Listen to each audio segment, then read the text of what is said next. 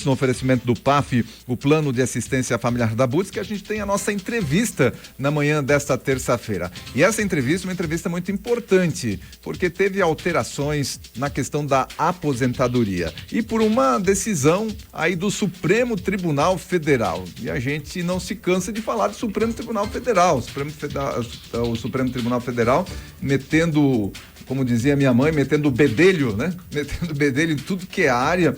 E agora, nessa questão da aposentadoria, com a tal revisão da vida toda, para falar sobre esse assunto, nós convidamos a doutora Mônica Matsu e o doutor Felipe Joaquim Cardoso, que são especialistas nessa questão previdenciária e vão conversar com a gente, explicar o que mudou, o que passa a acontecer a partir de agora, a partir de uma decisão do Supremo Tribunal Federal que impacta nessa questão da revisão da vida toda. Primeiramente, claro, cumprimentando a doutora Mônica Matsu, muito bom dia, seja bem-vinda. Muito bom dia, obrigado pela oportunidade de a gente estar aqui falando de Previdência, obrigado para todos os ouvintes da Rádio Cultura e vamos aí trazer polêmica mesmo. Muito bem.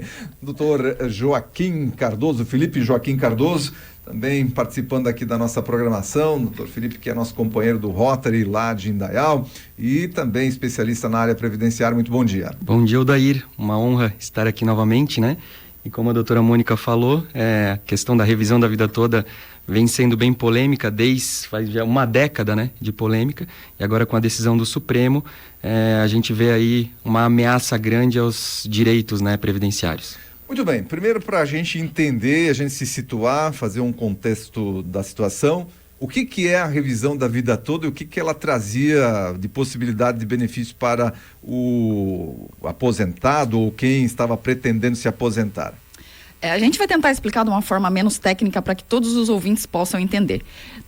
Em 99 veio uma lei que mudou a forma de cálculo das aposentadorias, assim como aconteceu também na Emenda Constitucional 103, que foi a reforma da Previdência. E ela mudou a forma de calcular. Ela falou então que todos os aposentados, quando você fosse dar entrada na sua aposentadoria, iria considerar todas as contribuições a partir de 7 de 94. Por que, Odair? 7 de 94 foi instituído o Plano Real.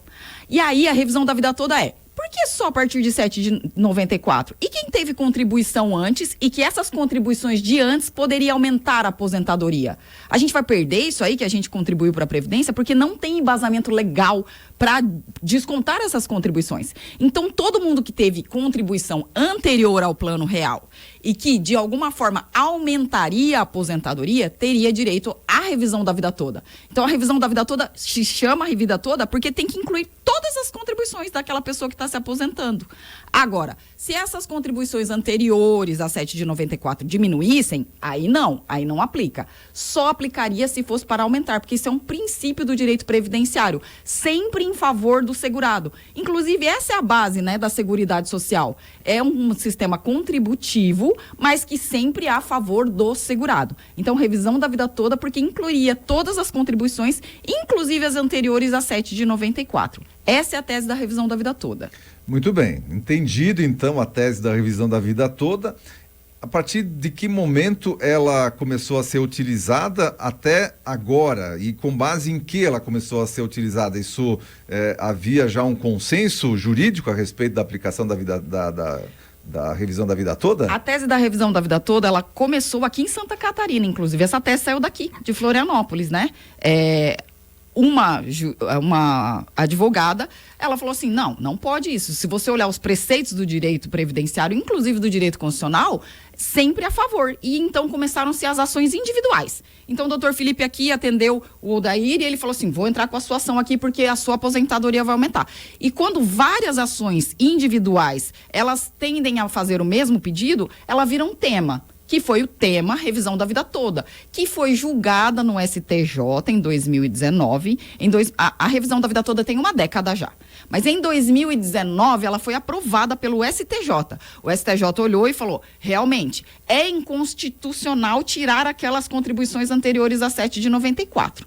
Ok, então passou no STJ. Aí a discussão foi para o STF e ela foi validada 2 vezes no STF. A última vez foi no mês 12 de 2022, quando então o STF falou o seguinte: ok, a revisão da vida toda deve ser aplicada em favor dos aposentados. Entende o porquê que o doutor Felipe fala de insegurança? Neste momento, a revisão da vida toda, o recurso do tema 1102, ele não discutia se é devido ou não a revisão da vida toda. A revisão da vida toda já tinha passado daí. O direito já estava adquirido. O STF falou o seguinte: todo mundo que ingressou e tem direito vai receber a revisão da vida toda. Isso no mês 12 de 2022. Isso foi no pleno do STF? Do STF.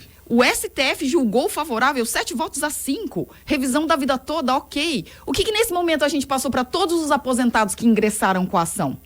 A revisão da vida toda passou, ela está validada e vai ser aplicada para todo mundo que tem direito. Isso no mês 12 de 2022. Se a mais alta corte do país define uma questão, obviamente que os operadores do direito vão se utilizar dessa decisão para as suas decisões também, né? Exatamente. Juntamente com seus clientes. E assim, Alder, foi veiculado na mídia. Todo mundo, revisão da vida toda, ok. Tanto que pode ver, várias pessoas depois de 2022 já ingressaram com a ação também. Estavam esperando só a questão de vai passar, não vai passar, vai passar. Passou 2 vezes no STF e 1 vez no STJ. Não se estava nesse momento discutindo o mérito da revisão da vida toda. O recurso discutia o seguinte: o INSS entrou com um recurso falando o seguinte: ok, revisão da vida toda passou, mas nós vamos pagar os atrasados somente a partir de 2019. Por quê? Porque foi quando a tese realmente passou no STJ. Este era o recurso, que inclusive está em pauta no Supremo ainda, pagamento dos atrasados. Mas o direito em si já tinha sido aprovado para todo mundo. Foi veiculado na mídia, nós passamos para os nossos clientes. Imagina a situação, nós passamos em 12 de 2022 para todos os nossos clientes. Sua revisão foi aprovada, você vai ter direito ao aumento na sua aposentadoria e o valor do pagamento dos atrasados. Nós só não sabemos se os atrasados vão ser a partir de quando, porque a discussão era essa. O INSS falava assim: tá bom, eu te pago, mas eu te pago só a partir de 2019, que foi quando o tema foi aprovado no STJ. Este é o recurso do tema 1102. Essas 2 ações que foram julgadas não tem nada a ver com isso. Entenda que até o próprio INSS já tinha entendido que a revisão da vida toda tinha passado em favor dos segurados. E nesse momento, numa jogada extremamente muito mais política, o STF desengaveta 2 ações diretas de inconstitucionalidade de 1999. O doutor Felipe devia ter acabado de nascer, coitado. Tadinho, assim. Ele era um neném ainda. E essas ações diretas de inconstitucionalidade já estavam lá. Ou seja, 25 anos engavetadas essas ações diretas de inconstitucionalidade. E, na verdade, assim, Odair, se essas ADIs tivessem sido julgadas em momento anterior, a revisão da vida toda nem teria passado. Porque ela falou o seguinte, a ADI, ela falou o seguinte: regra de transição da lei 9876 não se aplicará em hipótese nenhuma, nem em favor do segurado. Porque é justamente essa tese da revisão da vida toda. Aplicar uma regra de transição em favor do segurado, quando aumenta o benefício dele. E aí essas 2 ADIs impactaram desfavoravelmente a questão da análise da revisão da vida toda. É uma jogada tão política que ela traz insegurança, porque afinal de contas, um tema que já tinha... Peraí, vamos entender. O tema já tinha passado no STF. O STF, em voto, tinha decidido que a revisão da vida toda seria aplicável. Agora ele julga do nada uma de 25 anos que estava dentro da gaveta dele e fala assim: nós vamos aplicar. E pronto, e acabou. Inclusive, no dia, não sei se vocês assistiram o julgamento, mas o julgamento dessas ADIs termina com um dos ministros meio que tirando o sarro do segurado e falando assim: ah, eu queria muito te dar isso aqui, mas não vou te dar. Sabe, eu queria muito dar essa revisão, mas não vou te dar. Então, assim, qual é a sensação que a gente tem no final das contas? Quem é que está cuidando do direito, não só do aposentado, né? Porque, como você falou, Daí, todos os temas que tem discussão de constitucionalidade vão parar no STF, porque, em tese, esse é o papel dele. Cuidar dos nossos princípios constitucionais. Ele é o guardião dos princípios constitucionais. Deveria, inclusive, só fazer isso, mas não faz. E ele inova legislando, trazendo uma lei que, né... Agora, então... E passando por cima de decisões deles próprios, né? Deles próprios. Que já estava pacificado, que o INSS já tinha aceito a situação, só estava discutindo ali o prazo para o pagamento, a partir de quando pagaria. E, assim, exemplos, pessoas que valores estavam envolvidos aí de diferenças para aposentados que estavam pedindo a revisão da vida toda? Essa revisão da vida toda ela é muito polêmica e eles falam muito da questão financeira, por quê? Porque realmente são ações de valores mais significativos. Só que somente 1% dos aposentados vai ter direito, é minoria que vai ter direito. Nós estamos falando aqui de uma década de ações e temos pouco mais de 102 mil ações. Sabe, assim, no Brasil inteiro. No Brasil inteiro para 10 anos. Então, assim, é uma minoria muito desproporcional que vai receber, só que são valores significativos. São valores maiores. Por exemplo, tem cálculos nossos de atrasados que nos últimos 5 anos bateria ali na casa do 500 mil, sabe assim?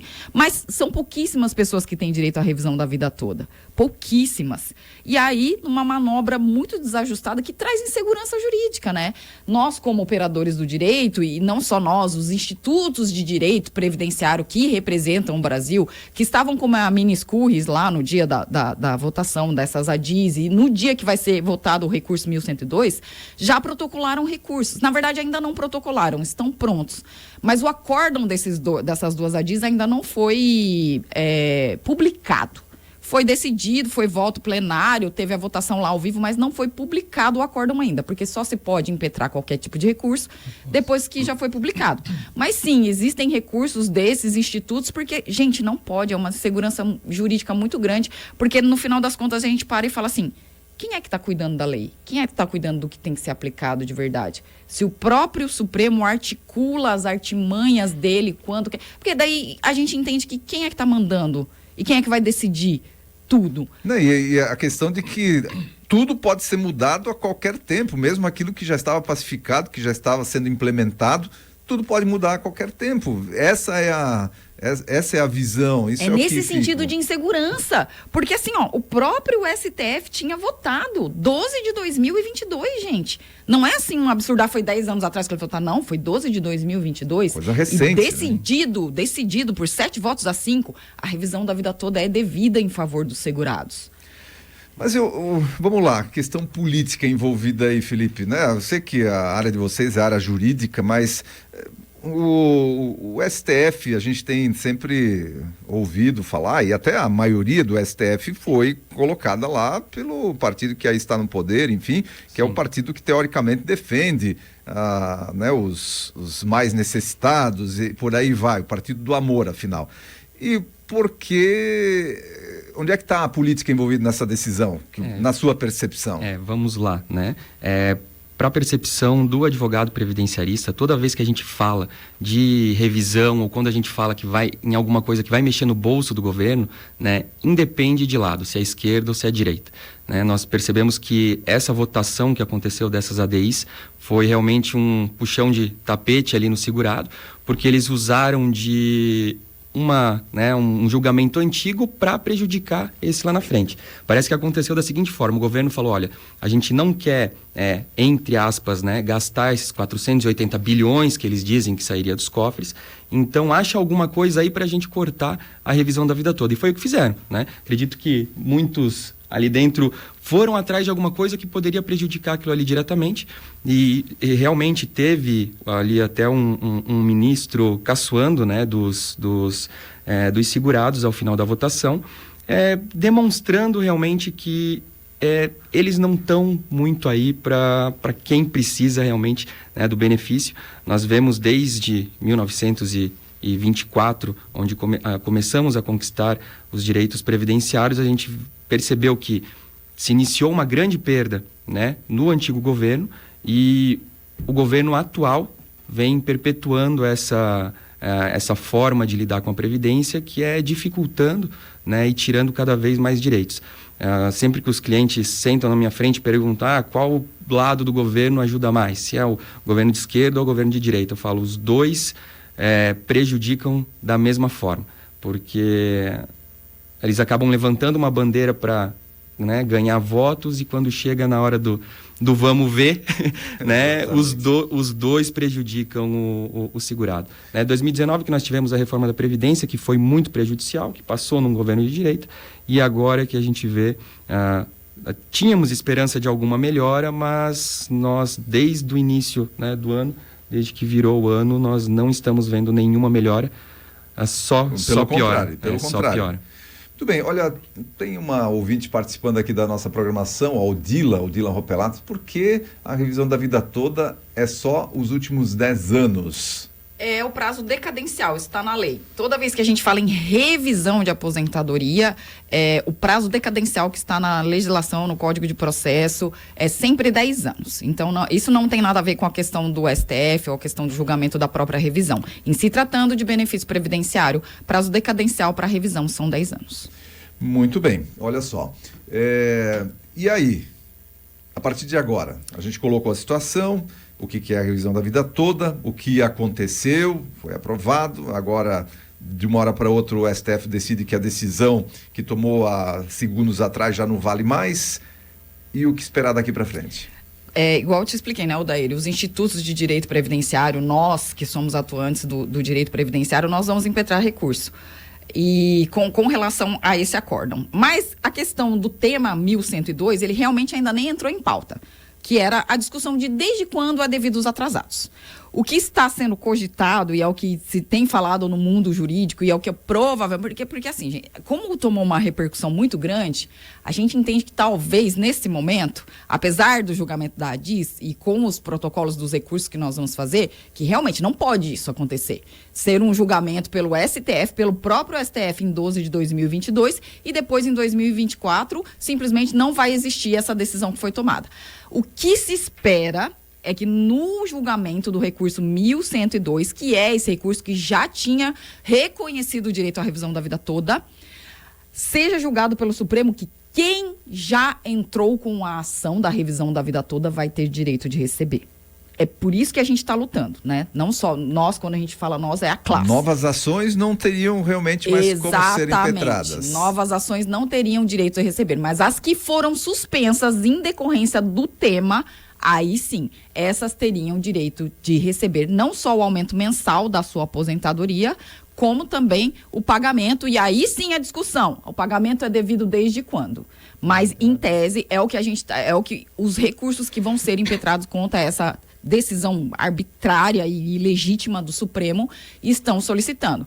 Que ok, então, vocês querem colocar um paradigma, olha, a revisão da vida toda, vamos acabar, mas que quem teve as ações suspensas aguardando esse julgamento, então tenha direito a receber a revisão da vida toda. E aí não teriam mais ações que pudessem ser ingressadas sobre esse tema. Então, quem ingressou com a ação teria direito de receber. Novas ações não teriam mais direito. E quando é que vai acontecer esse julgamento? Temos ainda. Não temos data ainda. Não temos data ainda. Para o recurso 1102, que é o tema realmente da questão da revisão da vida toda, ainda não tem pauta.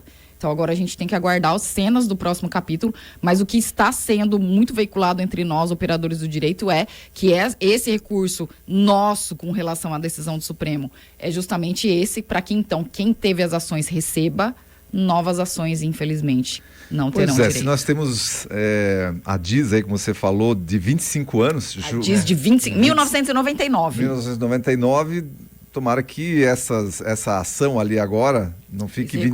não fique veiculado. Não fique 25 anos parado. Eles podem segurar isso lá? Podem segurar? A grande pergunta é o que o Supremo não pode, Odair? O que o Supremo não pode fazer? Porque a gente vem descobrindo cada vez mais que ele pode quase tudo. Quase tudo. Por exemplo, tem uma DI que é da Emenda Constitucional 103, da Reforma da Previdência, porque a Reforma da Previdência ela alterou N questões previdenciárias, mas uma muito discutida é a questão do cálculo da aposentadoria por invalidez. Hoje, o cálculo da aposentadoria por invalidez, ela diminui tanto o salário do segurado que é melhor ele continuar recebendo o auxílio-doença. E aí isso foi parar no Supremo, porque um monte de gente ingressando com ação igual, mesma situação da revisão da vida toda. Um monte de ação individual, de repente vira uma ação que todo mundo quer saber. E aí, Supremo, o que você vai decidir?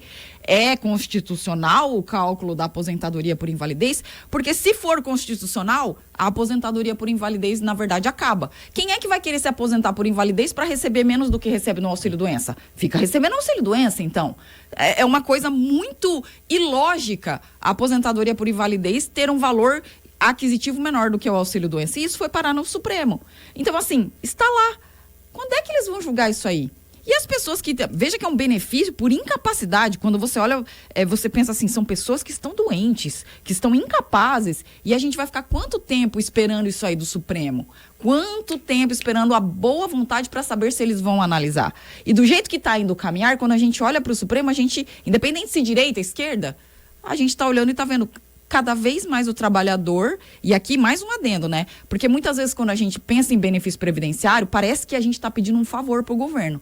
Lembrando que o sistema do regime geral de previdência é o sistema contributivo.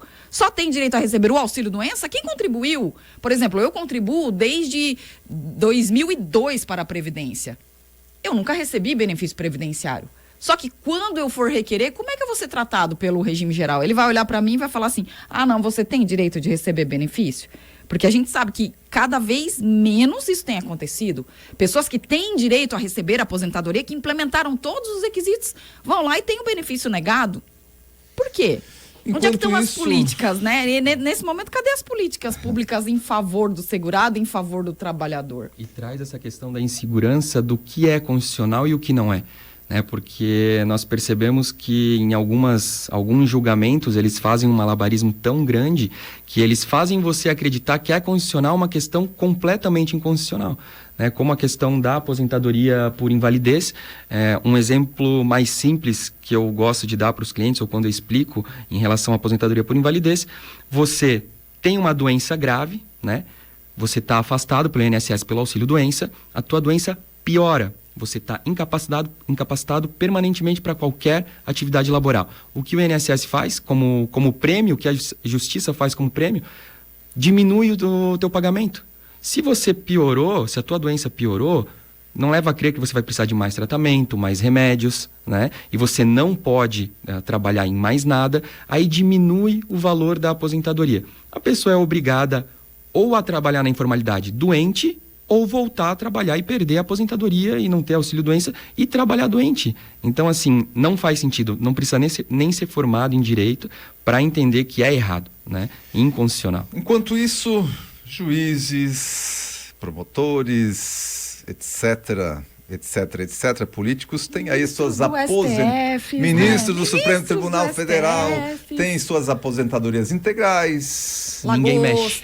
Lagosta, e etc. Aí tá tudo certo, olhar para baixo. Assim, e o governo faz o povo acreditar que a Previdência ela tá quebrada e que quem quebra a Previdência são as pessoas que ganham ali o seu salário mínimo, São as pessoas com deficiência, os idosos que não têm condições de se manter, que ganham um salário mínimo. Aí, quando a gente tem um corte de benefícios, que o governo chama de pente fino, nós chamamos de pente fino, quais benefícios eles cortam? Das pessoas que têm menos condições.